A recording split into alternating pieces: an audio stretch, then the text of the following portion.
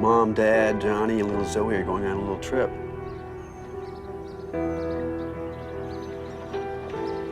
Let's say it's the weekend and the family loves the outdoors.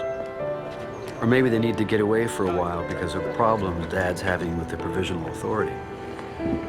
Either way, on a bright Friday morning, they pack up the station wagon with food and blankets and good stuff for the long drive.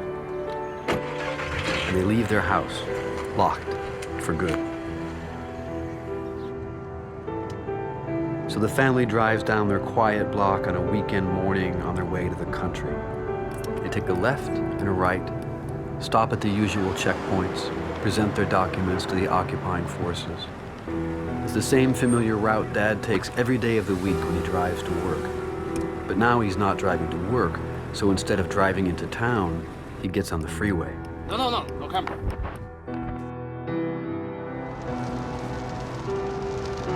The drive is long, the trip is boring. Pretty soon everyone is passed out in the car except for Dad. Mom has a map in her bag somewhere in the back, but Dad is a proud, caring husband and he doesn't want to wake her. In these parts of the country, it's hard to get lost anyway. There's one road and it snakes along the mountains forever.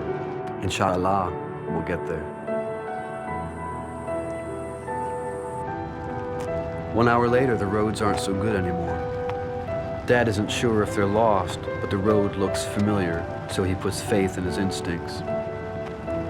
The car bumps along at a much slower pace when Dad suddenly sees several men up ahead. They're digging or doing some work on the road. There's also a white pickup truck, something very common to the folks who live out here in the middle of nowhere. Dad slows down even more.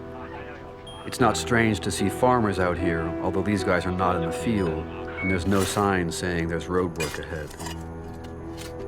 The men spot the car and stop what they're doing. They step onto the road and watch as the family gets nearer. Dad can see that one of them has a shovel, and the other two have some working tools, or maybe sticks. Are they shepherds? There are no goats anywhere, no sheep, no camels. The earth on the side of the road is like hard clay. Digging into it with one shovel is no walk in the park. Dad stops the car about 50 feet away. He can see the men very clearly now. The one with the shovel is younger, almost a teenager. He wears a traditional headdress. The other two are older. They're dressed in clothes more typical to tribes from further south, and they're armed with Kalashnikovs. Dad looks at the men. The men look at Dad. He knows who they are and what they're doing, but he doesn't care. It's none of his business. He just wants to be allowed to pass and is not looking for trouble. One of the men waves Dad along, but also holds up his weapon. The other man approaches. Both he and the digger look on with suspicion. Dad edges the car forward. Just then, Mom wakes up. She sees the men and is immediately close to panicking. Dad whispers for her to be quiet and continues. The men are almost in line with the car now. They bend forward, peering in. Fortunately, the kids are still sleeping. Dad passes the men slowly and then steps on the gas. The crisis is over and it's best to get out of here. The men watch as the car pulls away. Dad takes Mom's hand and squeezes it. Just then, a shrieking sound pierces the still air, cleaving through it like the cry of a heavenly messenger.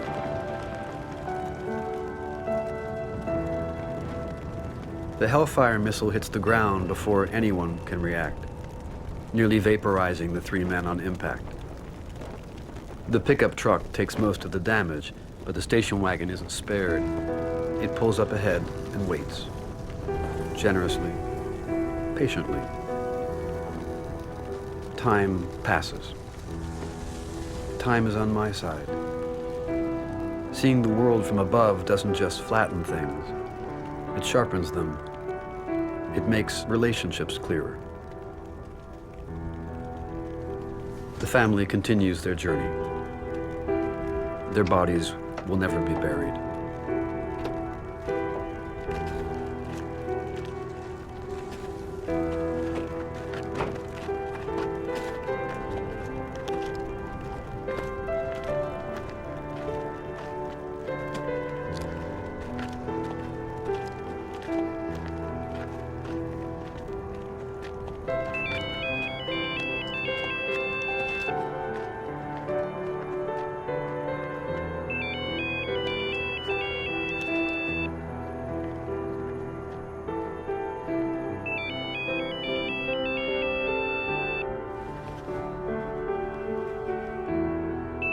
Sorry, I gotta take this.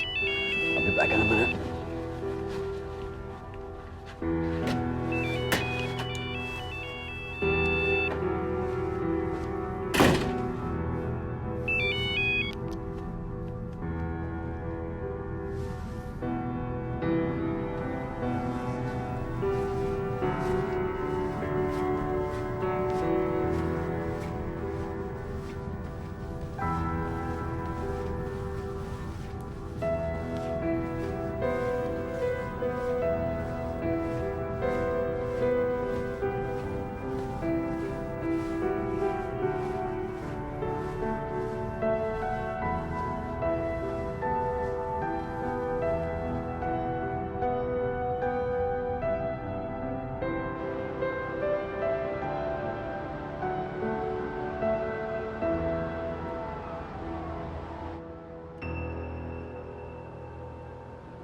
On that specific mission of the night, I was checking routes for IEDs, looking for improvised explosive devices. And I would just be searching through the streets, a lot of side streets. I'll scan those roads, and it was a night here in Vegas, and it was daytime there. But I came to a spot in the middle of the road that was darker than the road itself, which for the infrared camera means that darker images are showing as warmer. And it looked like there was a line going. Now, what they didn't know at the time, which they do know now, which is not classified really, is that when an individual digs up soil and tries to put a metallic object underneath the soil, that metallic object can show at a different temperature than the surrounding soil. Because it's handled and then put down there and it hasn't had a chance to just absorb into that ambient temperature of the surrounding area. You'll see it quite clearly when you're looking at an infrared image. And then when you have a length of wire as well that was spooled up in a different temperature area, and you put that on the road and try to shuffle up dirt, now that dirt is a different temperature. It'll either be cooler or hotter from shuffling around the cord. Now following the line, it goes to the side of the road where there was some houses that weren't fully constructed. And I'm looking around and I'm seeing a little guy smoking on the roof, and this wannabe terrorist is just sitting there and he's being real slick, not even moving. Just looking around constantly, waiting for, a Humvee or one of the military vehicles to show up to detonate. And there's, 4 or 5 guys, and they're just sticking around. You can tell they're up to no good, that there's, an ambush. So we call it in, and then we're given all the clearances that are necessary, all the approvals and everything else. And then we did something called the Light of God. The Marines like to call it the Light of God. It's our laser targeting marker. We just send out a beam laser. When the troops put on their night vision goggles, they'll just see this light that looks like it's coming from heaven, right on the spot, coming out of nowhere from the sky. It's quite beautiful.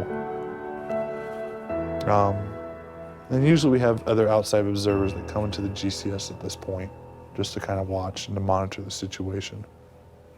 And the people who sit in the main building, they have projected images up on the wall of camera feeds that are coming out, like everything up to the Pentagon can see what we're doing on this feed.